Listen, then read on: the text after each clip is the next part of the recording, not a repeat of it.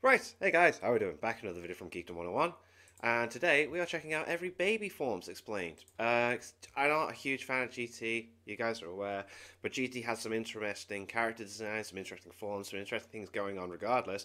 Baby was a very interesting one.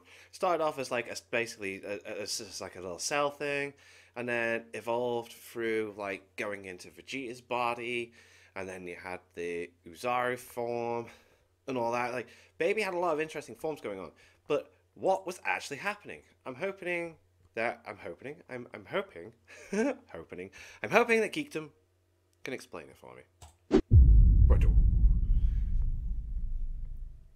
Baby is the parasitic life form that made everybody's life a living hell in Dragon Ball GT, and the most important villain That looks cool. That looks really cool. Of the series. In fact, I would go so far as to say he's probably my favorite, probably the best villain Toriyama did not come up with. His backstory is great, but his transformations are awesome. And there's been a lot of confusion throughout the years about his transformations and what they actually are. So I decided, hey, he deserves his own edition of the transformation guide. So today we're going to look into Baby and his various forms. Sit back and let's talk about it.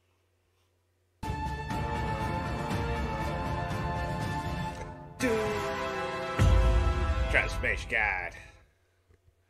So the information presented in this video is going to be taken directly from the Dragon Ball GT Perfect Files guidebook that came out many years ago. Okay, cool. Not from any other source except for the anime itself. Of course, when it comes to the guidebooks, even though they are official material released by Shueisha that Toriyama is supposedly involved in, perhaps not the GT ones, but definitely the ones from Dragon Ball and Z. Right. Even though we don't know exactly how much involvement Toriyama actually has, he never really told us, and there are contradictions in these things.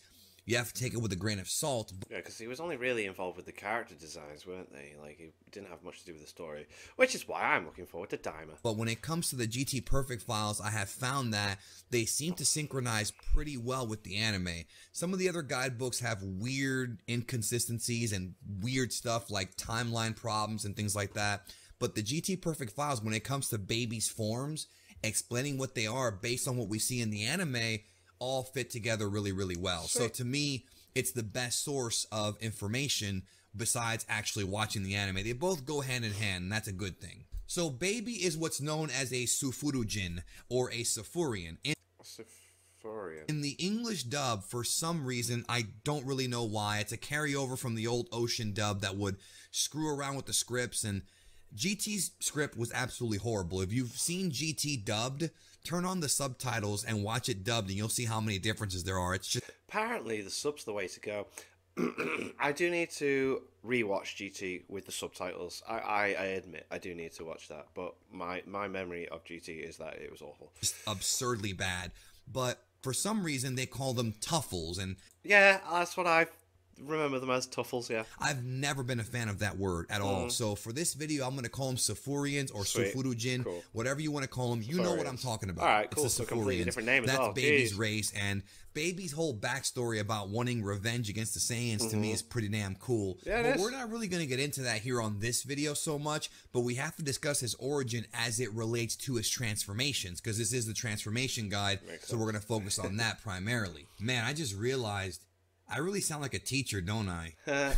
Anyways, like I said, Baby is a parasite, one that absorbs energy from other life forms, transforms a lot, but also can make you into a slave by leaving a seed in your brain and kind of infesting you and taking over you or infecting you or whatever the case is. One of the more creative ideas behind a Dragon Ball villain, because like I said, it's like Majin Buu, but with even more power, even more abilities, because Buu can't really take control of people and then leave their body. Yeah, like he can't do multiples. That was what was interesting about Boo as well. Yeah, I'm sorry, Baby as well. You know what I mean? But Baby can do that. So the whole thing kind of started. That was brutal. Absolutely brutal. With Baby's first form, which is much like Cell, Baby's larva form. He's basically a parasitic artificial life form who has the cells of King Sufuru. So even though he is a Sufurian, he's only that based on being cells he's been given Sufurian cells, sort of like, well, the character of Cell. It's very similar to that. You know, he's not a naturally born character. He's I hate to say creators. it, but he's a test tube baby. Point blank, Pretty he's much, a test yeah. tube baby. That's what baby is. Yeah. Maybe that's why I call him baby. I don't know.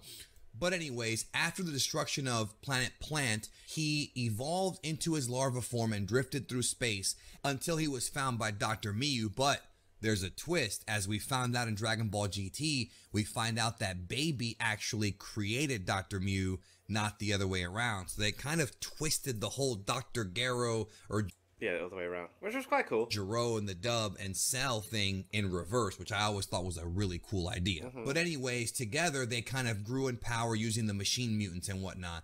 Then we get to Baby's second form, which is his, I guess you can call it Kid Baby or Baby's child form. It's actually Yeah, it starts off like that, and then it starts getting the jacket and that. referred to as Baby's child form in Dragon Ball GT's Perfect Files. I wonder if they're ever going to do GT Funko Pops. Because obviously, not everyone's a huge fan, but if they were clever about it, doing Super Saiyan 4 and all the other stuff, people would buy it. I'd buy that. Dude, just like Goku, Vegeta, Dragon Ball GT Funkos. And villains. Anyway. So Baby escapes planet M2 and starts to infect a bunch of innocent people on Earth, absorbing their power and getting stronger and stronger and stronger, and began to infect some of the Z fighters until he finally got to Vegeta, which is where he really became a problem. This is when we're introduced to Baby Vegeta. Now in the Japanese, That. Such a simple design, but the little lines on the eyes to add like a kind of like a more electronic thing, the red and then the silver hair.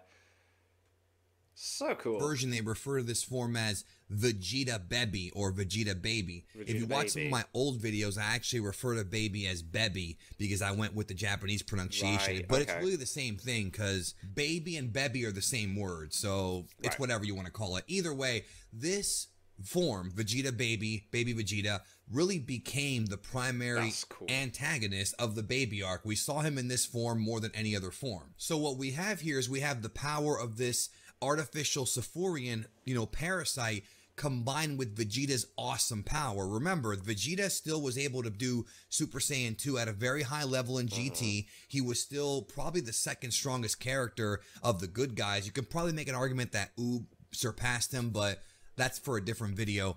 Either way, this became a dangerous situation because now we have Vegeta again as a villain, this time being controlled by Baby. Not to mention that Baby also controlled Bulma, and that means you've got Brawn and you've got Brains on the There's definitely brains there. All the villains forget about Bulma, man. Like she's important. side of evil. And it's interesting because when he took over Vegeta, Vegeta pretty much looks very similar, except now his face and his eyes have these weird lines that I love it. It's such a simple change, but it's so effective. are supposed to represent kind of being mechanical. Sephorians don't really look like that. It's just more so the machine mutants and Baby that have that kind of characteristic. But the hair is not gold. It's like a silverish white.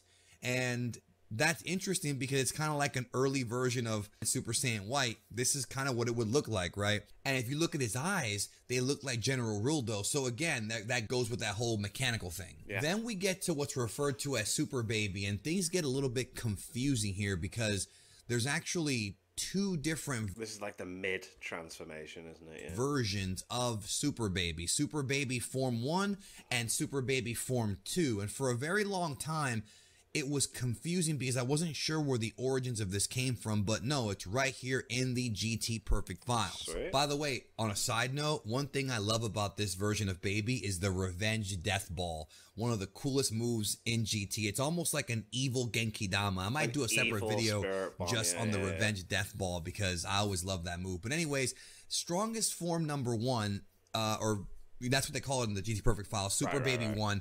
Basically, now the way it looks is his eyes have this kind of glossy look. Alright, so if Baby Vegeta, then Super Baby 1, then Super Baby. Right, okay. And his hair got longer, and there are these like sort of mechanical wings coming out looking like things on his shoulder things. shoulders. Yeah, very yeah. unusual, but very creative look for a villain. It stands out. He also has these like red patches on his body, on his chest, on his forehead. A very unique look, like I said, for a villain, and he's become a hell of a lot stronger and a much bigger problem. But that does not compare to Super Baby 2 or That's the coolest. I think this is the coolest. Super design. Baby's strongest form 2. In this case, he's now even more powerful. His hair's even Even more powerful there. longer, and his costume now looks a little bit more like it did in Baby's child form. So what appears to be going on here is that's manifested into Vegeta's body. the longer he's in Vegeta's body, the more he begins to assimilate Vegeta, and the more Vegeta takes on Baby's characteristics, while Baby is absorbing his incredible Saiyan power. So I always found that to be a pretty cool thing, how he slowly sort of evolves into this, you know, really a mutant. I hate to say it, but it's a machine mutant, but it's also a mutant among itself, because you have a Saiyan Safurian hybrid who's now becoming more Safurian as time goes by. It really reminds me of The Fly. Have you ever seen that movie with Jeff Goldblum?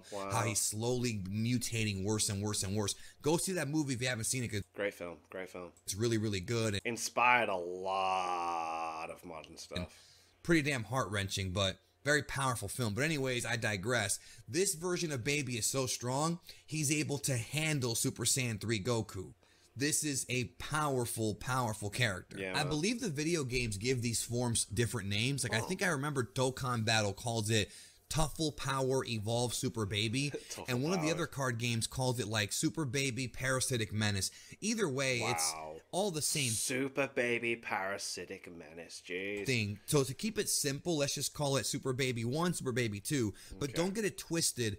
This has nothing to do with Super Saiyan 1 and 2. That's not what it has to do with. It's just Baby sort of mutating inside of Vegeta, gaining more strength, not new Super Saiyan forms. But he does gain a new form for Vegeta, that is, and that is Golden Great Ape, Golden Oozaru Baby, the most powerful version of Baby we see in Dragon Ball GT. So Baby Vegeta is exposed to 1,000 times the normal amount of Brutes waves or Blutz waves and becomes an incredible power and is actually able to temporarily surpass Super Saiyan 4 until Goku regains his energy and goes into full power during the fight. Now understand the difference between Baby's Golden Oozaru and Goku's is that Goku had no control over it, and thus he had Baby's fully aware of what he's doing, and he had to gain control and evolve into Super Saiyan 4 somehow. But with Baby, because Vegeta was always that makes sense. Vegeta was able to mentally control himself while he's Baby takes that on. He's able to control himself in the Great Ape form, and because we have this incredible Safurian science and Saiyan power hybrid, he was able to not only gain the power of Golden Oozaru, but control it in the best possible conditions. Even to this day, I'm still a little bit ticked off that the writers of GT did not give us 2 giant apes fighting. They teased it. We almost saw it here in this arc. They could have done it, and we never have seen 2 great apes fighting, especially 2 golden great apes fighting against each other. Imagine how awesome that would be, like some King Kong Godzilla type stuff right there, but we never got it. It's too bad. And you might be wondering, why couldn't Baby Vegeta ever go to SS4? Well, it's explained in the series itself that Baby Vegeta couldn't do it because of the fact that he was mostly Baby. And because of Baby's Safurian / Tuffle genes, it made it impossible for him to achieve Super Saiyan 4, which is the next step. Which again goes to the theory that Super Saiyan 4 is only for pure-blooded Saiyans, despite what Dragon Ball Heroes has done by giving it to, well, anybody it wants to give it to, because it's Dragon Ball Heroes. So then we have a very fan service interesting twist that I believe was not in the English dub, which again goes back to me telling you, you gotta watch GT in the Japanese dub because they changed this. But basically what happens is Vegeta's body transforming into a golden great ape actually caused Baby to grow as well into his adult form, and thus Baby can no longer stay inside of Vegeta's body if he had returned back to normal size. So he was kind of stuck. And this is after Goku destroyed his tail and couldn't maintain the form. So this new like quasi-adult teenage Baby or whatever tries to escape, and then Goku, realizing that he is too dangerous to be kept alive, finishes him off with a 10 times Kamehameha.